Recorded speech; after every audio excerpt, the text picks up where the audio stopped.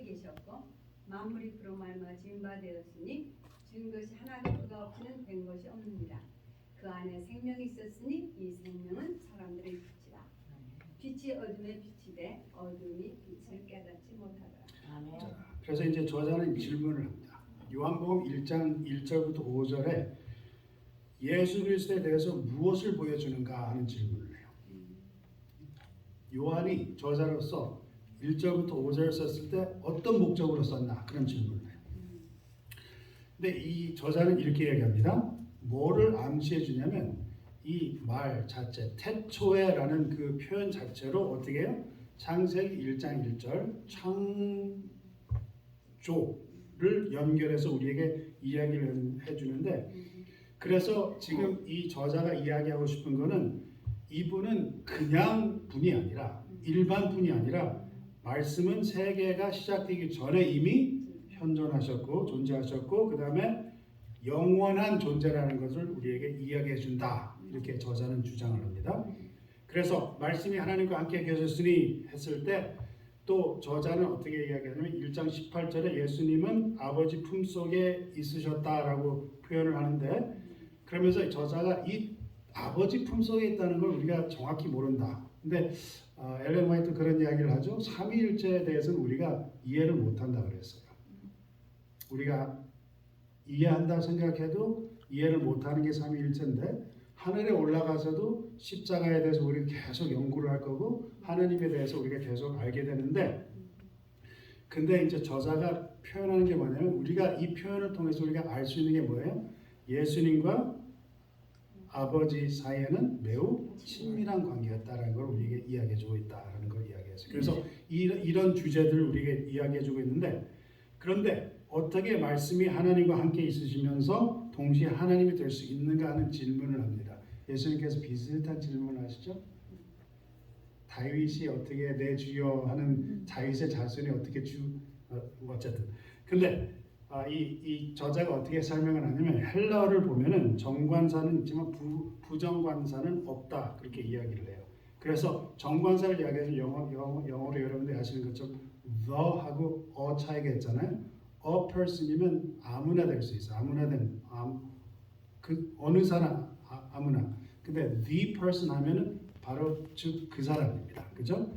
그러면서 여기서 말씀이 하나님과 함께 계셨다는 구절에서 하나님이라는 용어는 정관사가 있다는 거예요. 즉 아버지 하나님을 가리킨다라고 이야기를 합니다. 요한일서 1장 1절. 그 다음에 이 말씀은 곧 하나님이시다 할 때 구절에는 이 하나님, 두 번째 사용된 하나님이라는 용어에는 관사가 없으므로 어떤 걸 이야기하냐면 어떤 분을 지적해서 이야기하는 게 아니라 그 특성, 신성 특성을 가리켜서 이야기를 하고 있다 해서 그래서 이제 예수님은 아버지 하나님은 아니시다. 그러나 여전히 신성의 두 번째 위격이며 신성한 하나님의 아들이심을 의미를 한다라고 이렇게 이야기하고 있습니다.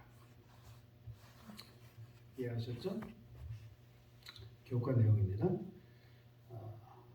제가 말씀드렸던 것처럼 저는 교과 내용만 말씀드리고 제가 혹 추가를 해서 말씀드리고 추가한다고 말씀드릴게요.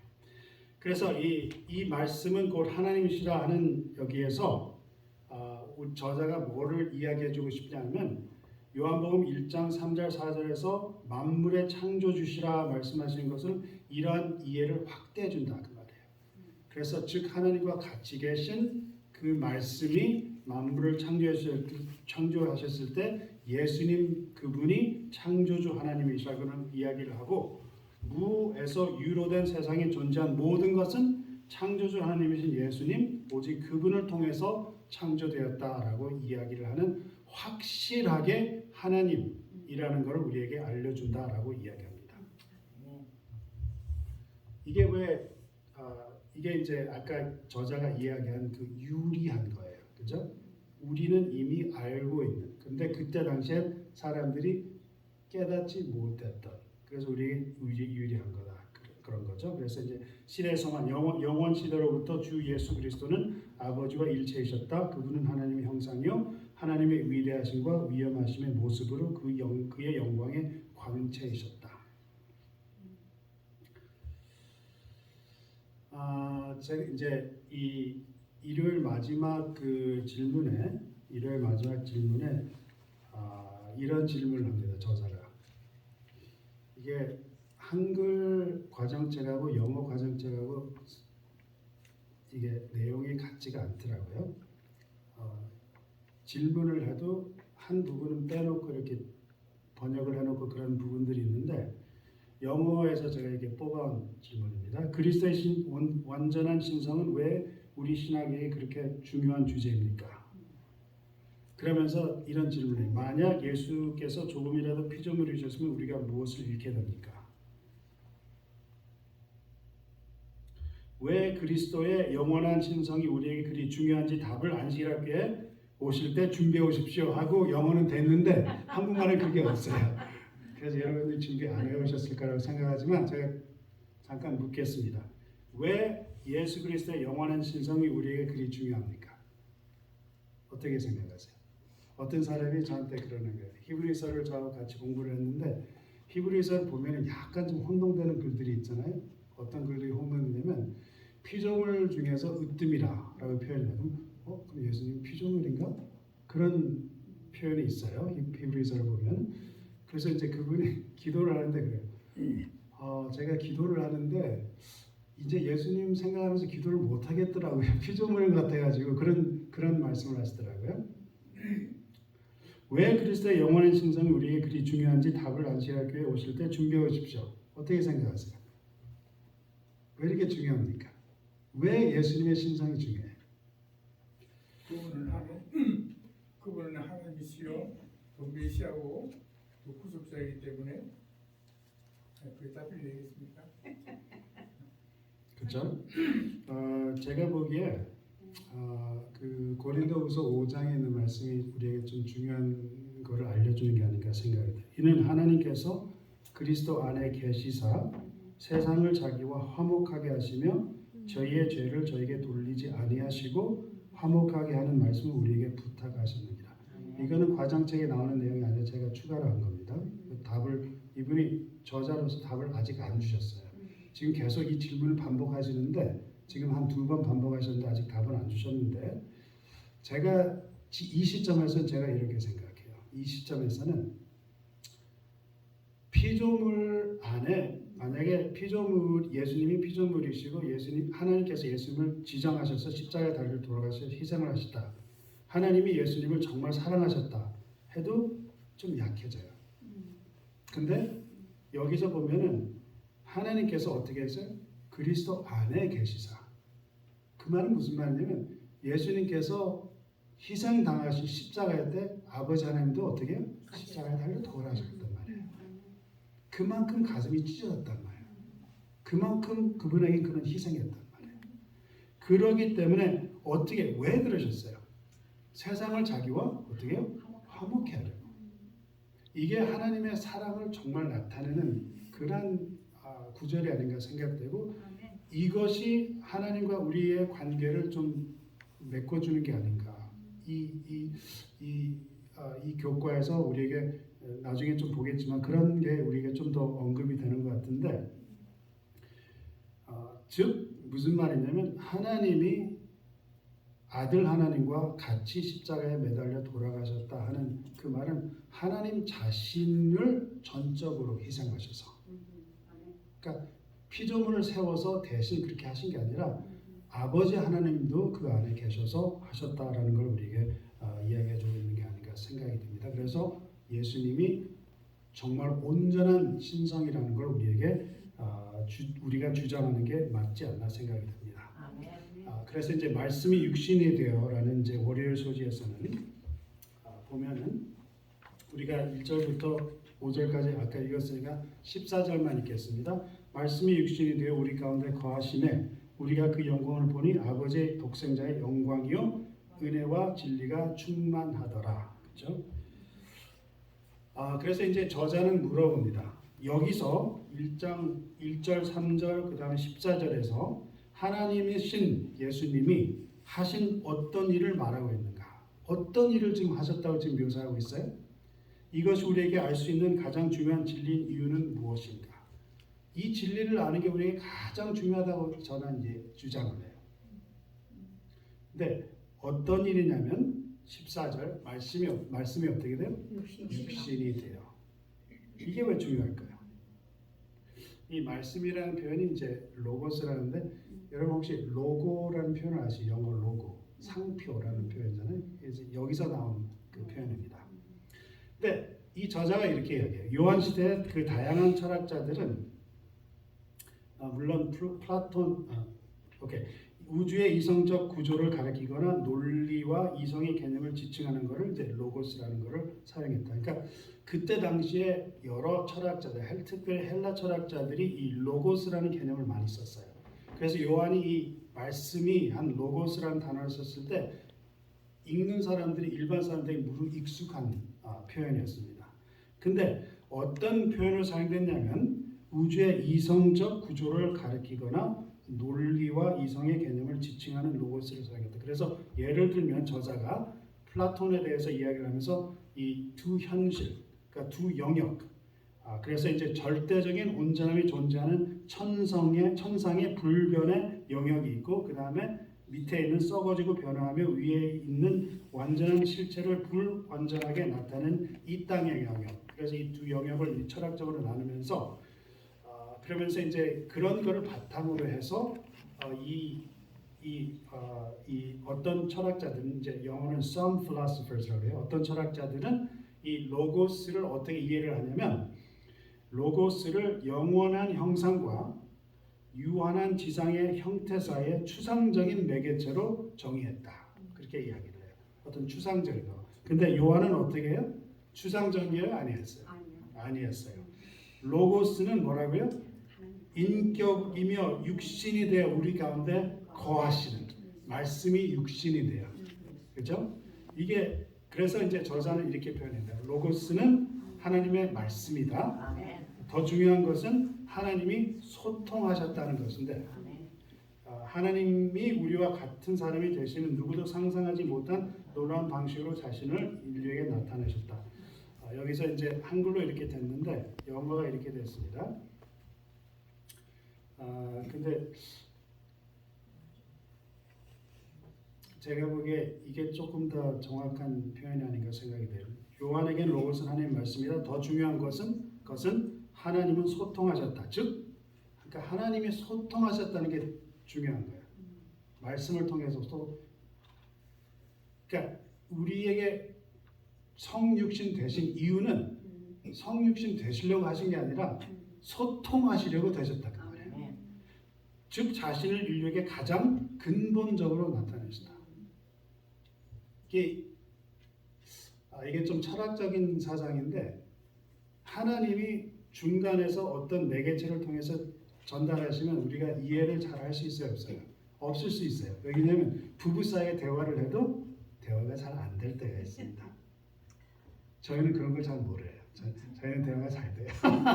농담이고 부부 사이도 대화가 잘 안 될 때가 있어요. 그죠? 제가 왜 부부 사이를 이야기하냐면 부부 사이는 무잖아요, 무. 그죠? 일도 아니고 무예요. 근데도 의사소통이 제대로 안 될 때가 있어요. 그래서 만약에 매개체를 했으면 이게 안 될 수 있는데 어떻게 해서 하나님께서는 어떻게 하셨어요? 완전히 내려오셨어요. 그죠? 그래서 우리가 빌립보서 2장을 보면 자신을 어떻게 해요? 비워서 인간의 형상을 취하셔서 순종하셔서 끝까지 십자가에 달려 돌아가시다 이렇게 말씀하셨잖아요. 그래서 자신을 인류에게 가장 근본적으로 그냥 밑에까지 깔려서 most radical 가장 근본적으로 오셨다 그 말이에요. 그래서 하나님 우리 중 하나 되셨다. 이거를 이제 저자는 중요하게 생각합니다. 그래서 이 저자는 어떻게 표현하냐면 집사람이 그러다 이렇게 많이 써면 사람들이 같이 안 읽는다고. 근데 눈으로 따라서 같이 읽으시기 바랍니다. 근데 교과책에서 나온 거예요. 요한복음에서 로고스는 우리의 시간과 공간으로 들어오셔서 이게 철학적으로 굉장히 많이 따져요. 어떤 사람들은 영원하고 불멸한 눈이 썩고 이 지정된 시간 안에 들어올 수 없다 그렇게 이야기를 해요. 이게 철학적으로 불가능하다. 근데 성경은 그렇게 이야기하고 있지 않습니다. 그래서 이제 다른 철학자들은 이 중간의 매개체를 이야기하는데 요한은 그렇게 말하지 않고 하나님이 어떻게 말씀이 육신이 되어 그런 거예요. 우리의 시간과 공간을 들어오셔서 말씀하시고 행동하시며 사람에게 오셔서 우리와 밀접한 관계를 맺으시는 영원하신 하나님을 의미한다. 예수님께서 요한복음 15장 15절에 뭐라고 말씀하세요? 교과책에 안 나오지만 뭐라고? 이제는 내가 너희를 종이라 부르지 않고 뭐라고요? 형제. 친구라. My friends. 그리고 마태복음 28장에 예수님께서 저기 하시면서 여자를 딱 만나서 저기 하니까 먼저 가서 전하라 그러시면서 뭐라고 그러세요? 내 형제들에게 가서 일러라 그래요. 내 형제들에게 가라. 우리와 밀접한 관계를 맺으시는 영원하신 하나님을 의미한다. 영원하신 하나님이 우리와 같은 사람이 된 것이다. 근데 우리가 엘렌 화이트의 글을 보면 그런 표현이 나오죠. 우리가 하늘에 올라가도 우리가 예수님의 모상을 보면 옷을 보면 어떻게? 십자가에 못 박힌 자국이 있고 인간의 형태로 남아 계실 거라고 이렇게 이야기를 합니다. 정말 이 영원한 그런 분이 우리 안에 오셔서 우리와 함께 되셨다는 것은 정말 이 어마어마한 하나님의 사랑을 나타내는 그런 게 아닌가. 그래서 저자가 이 중요한 것을 우리가 깨달아야 된다 이렇게 이야기를 하고 있습니다. 그래서 이어서 이제 요한복음 1장 14절에 사도는 로고스가 육신이 되어 우리 가운데 거하시매라고 말한다. 거하시다라고 번역된 헬라어는 천막을 치다. 근데 이 천막을 치다가 뭐를 상기시켜 준다고? 요한의 일부러 그렇게 했다고 저자는 주장을 합니다. 뭐라고요? 출애굽기 25장, 그죠? 25장 8절 우리가 잘 아는 구절이죠. 내가 어떻게 해야 돼? 거하겠다 하시는 거예요, 그죠? 그와 같이 아들 하나님이신 예수께서 성육신하셔서 사람이 당신과 만날 수 있도록 자신의 영광을 가리고 인간의 육신을 입으셨다. 하나님께서 왜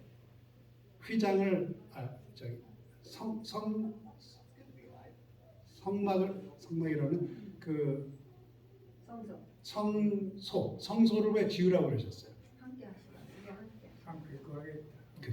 그죠? 근데 왜요? 왜 함께 거하시려고 그래요? 하나님을 보여주려고 그래요. 그리고 인간이 올라갈 수 없으니까 하나님께서 내려오시니까. 그죠? 이게 아까 제가 말씀드린 이건 과정책에 없습니다. 빌립보서 2장의 말씀이죠. 7절 8절 오히려 자기를 비워 종의 형체를 가져 사람들과 같이 되었고 사람의 모양으로 나타나셨음에 자기를 낮추시고 죽기까지 복종하셨으니 곧 십자가에 죽으십니다. 이게 예수님께서 성육신하신 근본적인 목적이에요. 그래서 이걸 이해하는 게 우리의 신앙의 가장 어떤 면에서 보면 근본적인 게 된다고 이야기하는 것입니다. 그렇죠?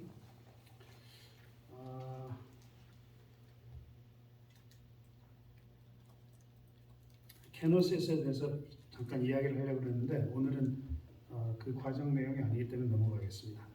자, 그래서 이제 질문을 다시 합니다. 저자가 직접 인간이 되어 함께 하시고 우리에게 새 생명을 주신 것을 통해 인류를 향한 하나님의 사랑을 어떻게 이해하게 됩니까? 이 놀라운 진리는 우리에게 어떤 위안을 줍니까? 하나님께서 우리를 정말 사랑해 주시고 우리를 정말 우리와 같이 하시고 싶다는 그런 것을 우리가 이해하게 됩니다. 그 다음에 화해 소지로 넘어가서 말씀을 듣고 듣지 않는 자에 대해서 이야기를 하는데 이것도 책에서 계속돼서 반복되는 그 주제가 되죠. 그래서 요한복음 1장 9절 13절이 있습니다. 11절부터 보겠습니다. 시간상으로 자기 땅에 오매 자기 백성이 영접지 아니하였으나 그렇죠? 영접하는 자 곧 그 이름을 믿는 자들에게는 하나님의 자녀가 되는 권세를 주셨으니 이는 혈통으로나 육정으로나 사람의 뜻으로 나지 아니하고 오직 하나님께로서 난 자들이니라. 제가 보기에 아멘을 하시라는 게 아니라 마음속에라도 이 말씀을 아멘 하셔야 돼요. 우리는 원래 아브라함의 자손이 아니거든요. 그렇죠? 그래서 이제 요한은 말씀하신 예수님에 대해 반응하는 사람들의 실제를 어떻게 묘사하고 있는가. 그래서 그분은 세상의 모든 사람에게 비추는 참빛이라 부른다. 그래서 그 빛은 세상을 비춰 그것을 이해할 수 있게 한다. 근데 이 저자가 제가 참 이 부분은 제가 정말 마음에 드는 게 이 C.S. 루이스 이 말을 인용을 하면서 내가 태양이 뜬 것을 믿는 것처럼 그리스도교를 믿는 것은 빛을 볼 수 있기 때문만이 아니라 그 빛을 위해 내가 다른 모든 것을 보기 때문이다. 저희들이 목요일 저녁에 치과에서 올라오는데 그때 석양이 이렇게 지면서 달이 이렇게 올라오는데 혹시 목요일 저녁 달을 보신 분 있어요? 떠오를 때 엄청 컸어요, 그죠? 엄청 정말 컸어요. 그래서 노랗고 그래서 사람들이 미국 사람들 그래서 달을 치즈라고 그러는구나. 그래서 정말 노랗고 굉장히 컸는데 요즘 내일 모레까지죠. 내일 모레까지 어떤 거를 보실 수 있는지 혹시 아시는지 모르겠어요. 내일 모레까지 하늘에 뭐가 지금 보이는데 8만 년마다 한 번씩 보이는 이렇게 표현하는데 혹시 아세요? 해성이 지금 지나가고 있습니다. 해성이 지나가고 있는데 달이 그렇게 환하게 뜨니까 해성이 보여요, 안 보여요? 안 보여요. 안 보이는데 대신 뭐가 보여요? 거의 낮처럼 굉장히 밝았어요. 강아지를 밖에 데리고 나갔는데 플래시라이트이 필요 없을 만큼 굉장히 밝았어요. C.S. 루이스가 말하는 게 이겁니다. 내가 예수님을 믿었을 때 예수님만 믿는 게 아니라 예수님의 빛을 통해서 어떻게 해요? 모든 것을 새롭게 본다 그 말이에요. 우리가 이런 기독교인이 돼야 되지 않을까 생각이 들어요. 이게 그냥 나만 예수님과의 관계만 아니라 예수님께 마태복음 22장, 마가복음 12장에 이제 서기관 그 젊은 사람이 와서 질문을 하죠. 어떤 법이 가장 큰 법입니까? 그러니까 예수님께서 뭐라고 말씀하셨어요? 하나님을 사랑하고 이웃을 사랑하라. 그죠? 우리가 하나님을 믿음으로 말미암아 우리가 사랑을 배워서 어떻게 한다고? 이웃에게 사랑을 이게 그래서 아까 집사님 말씀하신 믿음이라는 표현을 요한복음에서는 이게 명사가 아니라 뭐라고요? 동사라고 이야기합니다. 그 빛에 의해 내가 다른 모든 것을 보기 때문이다. 그래서 이제 요한복음 1장 9절은 무엇을 암시하는가? 빛은 모든 사람이 비추지만 모두가 그 빛을 환영하는 것은 아니다. 그래서 즉 유대인 예수님을 거절하는 유대인들. 근데 우리가 이제 저자가 뭐라고 이야기하냐면 로마서 9장 1절부터 11장 36절까지 보면 유대인들에 관한 이런 이야기를 하지만 바울이 어떻게 결론을 내려요? 어떻게 결론을 내냐면 내가 할 때 유대인이 아닌 내가 돌 감람나무에서 찍힘을 받고 본성을 거스러 좋은 감람나무에 접붙임을 받았으니 원 가진 이 사람들이야 얼마나 더 자기 감람나무에 접붙이심을 받으랴. 우리가 조심해야 된다는 거예요. 그렇죠? 조심해야 된다. 우리가 예수님께서 만약에 이스라엘 백성을 그 과실을 못 메워서 버리셨다면 우리도 같은 거다 그렇게 이야기를 해요. 근데 로마서 9장에 있는 말씀은 경고지만 그 같은 말이 그 반면에는 어떤 말이에요? 요한복음 1장에서는 약속인 것입니다. 그 말은 안 믿는 자는 이렇게 되지만 믿는 자는 영접하는 자 곧 그 이름을 믿는 자들에게는 하나님의 자녀가 되는 권세를 주셨으니 이는 혈통으로나 육정으로나 하는 사람의 뜻으로 나지 아니하고 오직 하나님께로서 난 자들이다. 그러면서 이제 저자가 이런 표현을 합니다. 서론과 결론이 연결이 됐다. 이렇게 이야기를 하면서 요한복음 1장 12절 영접하는 자 곧 그 이름을 믿는 자들에게 하나님의 자녀가 된 권세를 주셨으니 하면서 이게 요한복음 20장 30절 그 목적 오직 이것을 기록하면 너희로 하나님의 예수께서 하나님의 아들 그리스도이심을 믿게 하려 하며 너희로 얻게 믿고 또 그 이름을 힘입어 생명을 얻게 하려 합니다. 즉 하나님의 자녀가 되기 위하여. 그죠? 그래서 이 저자가 이야기하는 것은 사실 서론과 결론이 같은 것을 이야기하고 그 중간에 있는 모든 것은 그거를 지금 부추게 하는 그런 내용이다. 그런 이야기를 합니다. 그래서 서론과 결론은 통일성을 보여준다. 서론과 결론은 그 사이에 일어난 모든 주제들을 포괄하는 일괄된 주제이다. 그것은 요한복음의 가장 중요한 목표인 사람들이 예수 그리스도를 개인의 구주로 믿음으로 말미암는 구원을 가리킨다라고 이야기를 하고 있습니다. 그러면서 이제 저자는 질문을 해요. 하나님의 자녀가 됨으로써 당신의 삶은 어떻게 바뀌었습니까?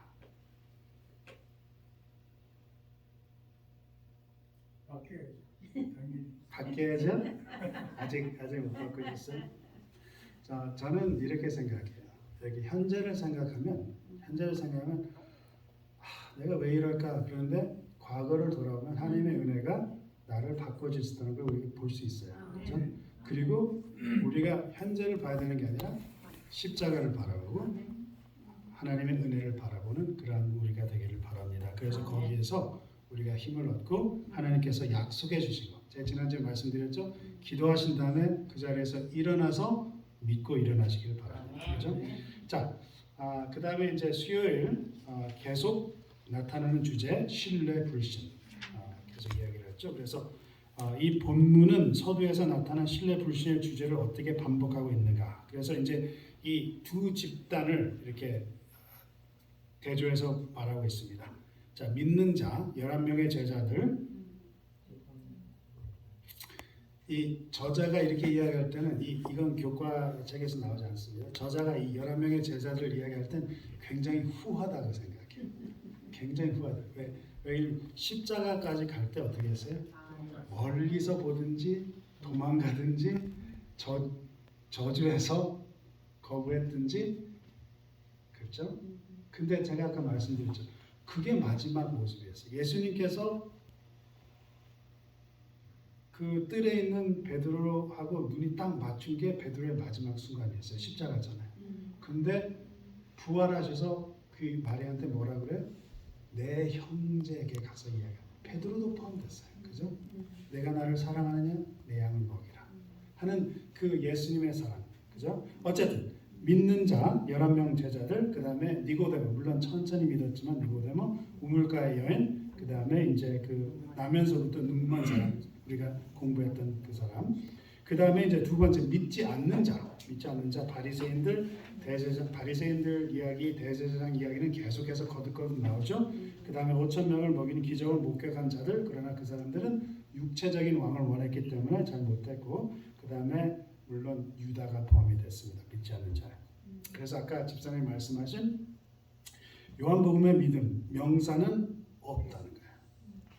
자, 이게 피스테스라는 그 적인데, 근데 동사 피스티오라는 거는 신약에서 241번이 언급이 되는데 그 중에 3분의 1이 넘는 98번이 요한복음에서 나타난다 이렇게 이야기를 해요. 그렇죠? 그래서 이 동사는 요한에게는 굉장히 중요한 주제라는 걸 우리가 알 수 있어요. 그죠? 믿음이라는 주제가 명사가 아닌 동사로 반복하여 사용되는 것은 그 이유는 그리스도인이 되는 것은 매우 능동적인 의미를 담고 있음을 시사하고 있다. 우리가 이야기해주고 있습니다. 그래서 단순히 예수님을 믿는다는 것은 단순히 신념이 누적된 상태를 의미하는 것이 아니라 머리에서 그게 아니라 행하는 것이며 우리의 매일의 삶을 통해서 표현하는 것이다. 그렇죠? 그래서 이 저자는 이렇게 표현을 하고 있습니다.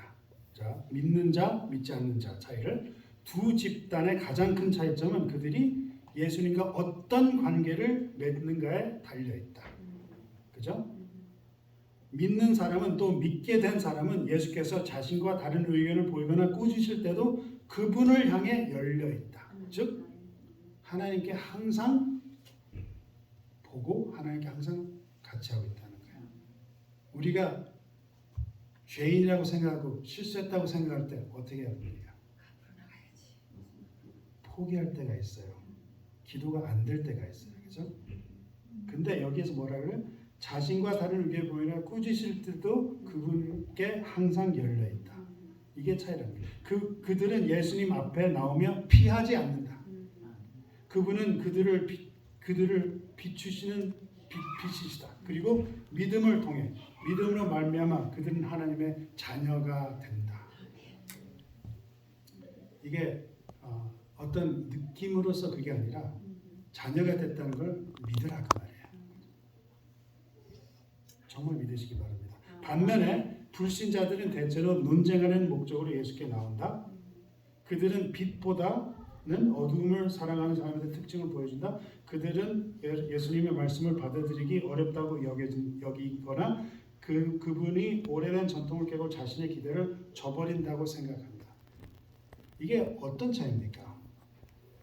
계속해서 제가 읽어볼 때 이게 한마디로 표현하는 어떤 표현인지 좀 생각해 보시기 바랍니다. 그들은 그분의 빛이 그들을 살피고 판단하도록 맡기기보다는 오히려 자신들이 예수를 판단하려 한다. 이러한 태도는 국가의 영적 지도자로서 가장 먼저 예수님을 받아들여야 할 종교 지도자들에게서 반복적으로 나타난다.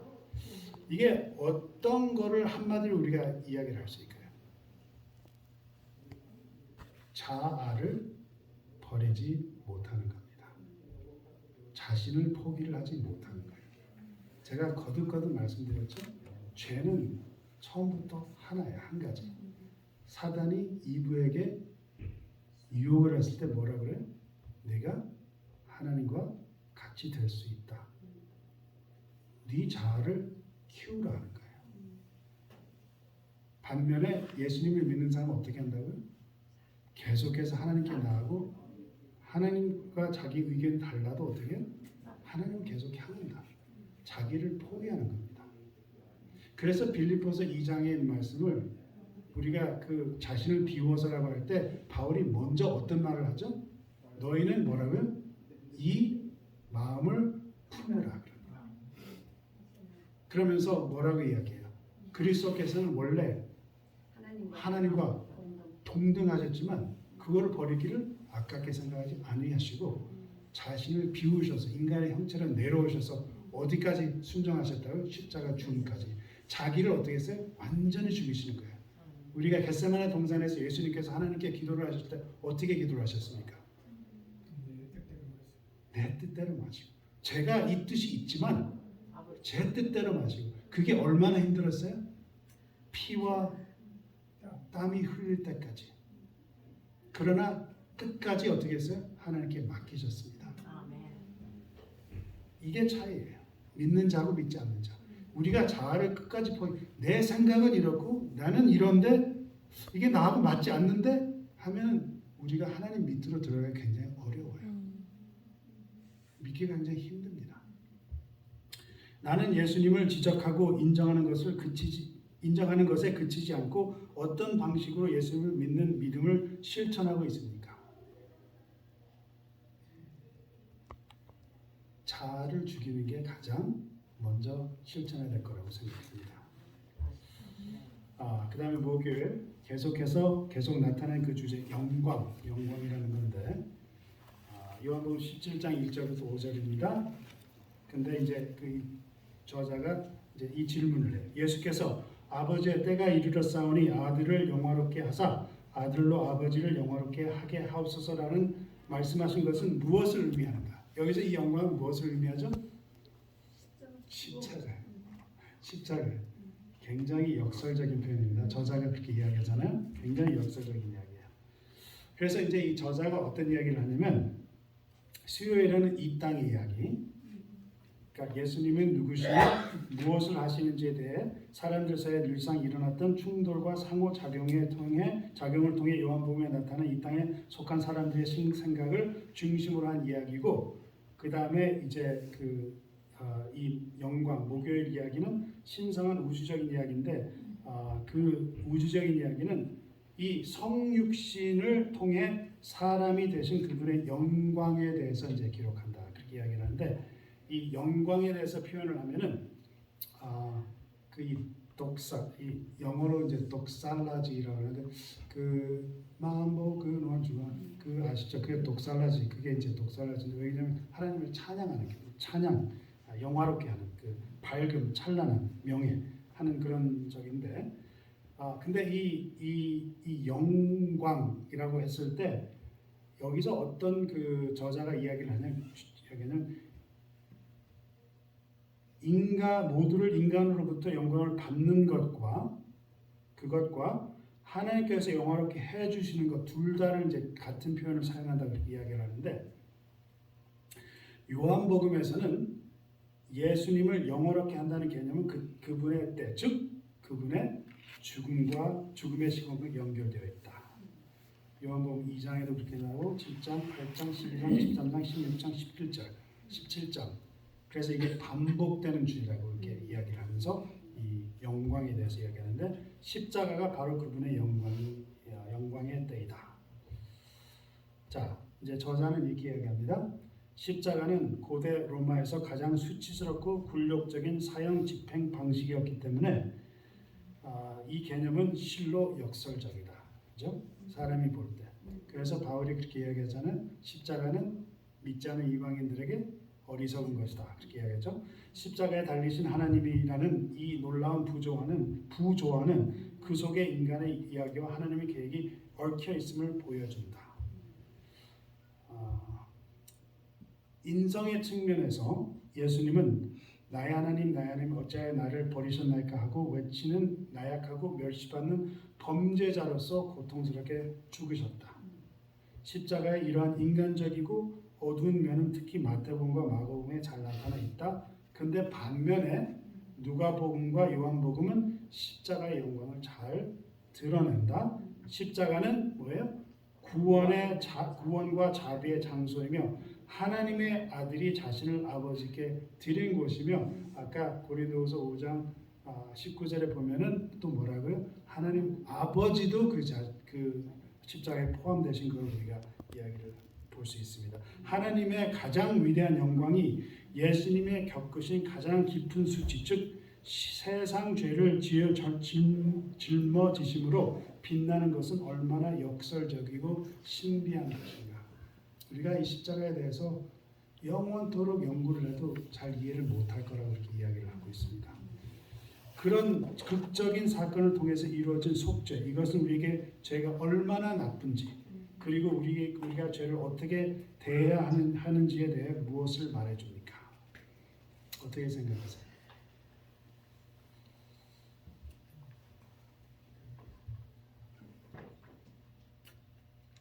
그러기 때문에 제가 보기에 하나님께서는 이런 극적인 사랑을 보여주셨기 때문에 정말 극적인 사랑이죠. 내 목숨과 너 바꾸겠다 하는 극적인 사랑인데 극적인 사랑을 주셨기 때문에 우리가 외식적인 사랑을 하면 그게 뭐예요? 가증스러운 거예요. 그래서 예수님께서 뭐라고 말씀하세요? 미지근하면 어떻게 하겠다고요? 토해내겠다.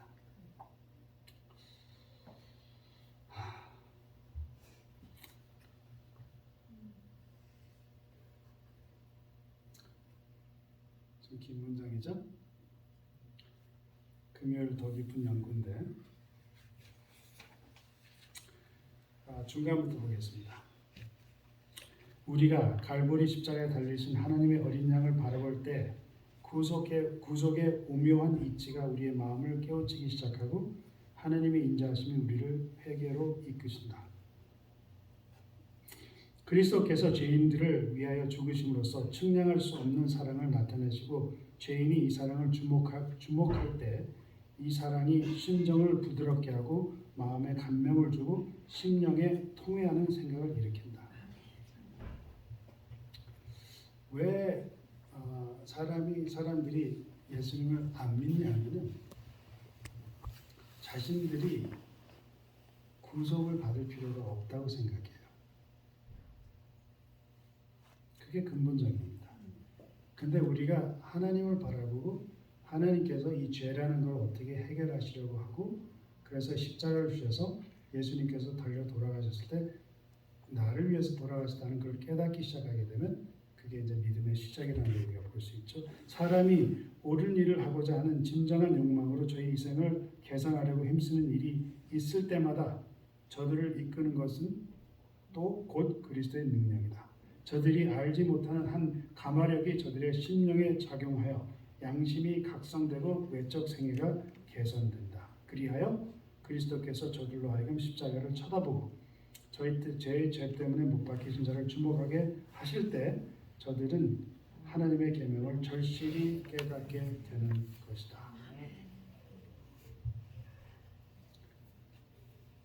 우리 재림 교인들 계명 지키는 걸 참 강조를 많이 합니다.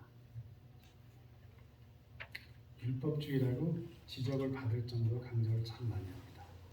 여기서 보면은 우리가 율법 지키는 것을 이야기를 하기 전에 근본적으로 우리가 뭘 해야 된다고요? 십자가를 우리가 깨달아야 된다 했어요. 십자가를 정말 깨달으시면서 엘렌 화이트 이야기한 것처럼 일어나셔서 기도하실 때 십자가에 대해서 명상을 하시면서 하나님께서 얼마나 우리를 사랑하시는지 그거를 정말 항상 깨달으시면서 그 사랑의 힘으로 그 하루를 살아가실 때 정말 우리가 예수님을 믿는 자로 살아갈 수 있는 그런 그리스도인이 되지 않을까 생각이 듭니다.